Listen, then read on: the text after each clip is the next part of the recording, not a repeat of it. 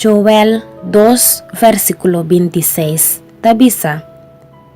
Y vos solo tiene abundancia para comer, y lo queda satisfecho, y lo alaba en nombre del Señor, vosso Dios, quien te trata maravillosamente cuboso.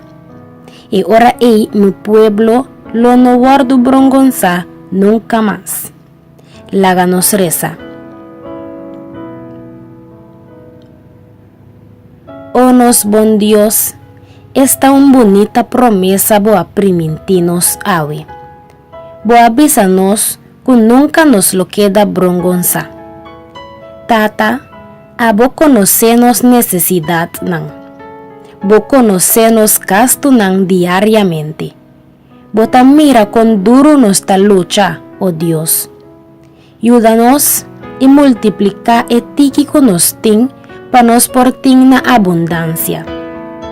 Señor, bo boca mes a declarar que nos lo tiene abundancia para comer y lo queda satisfecho y lo alaba en nombre del Señor nos Dios, quien de trátanos maravillosamente.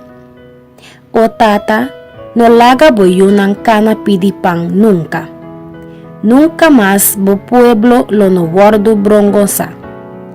Danki, Tata, ku abo nunca ta fallanos. Gente por fallanos, pero abo sí nunca ta laganos. Nunca bota descualificarnos como gente. Alabá sea buen nombre, Tata.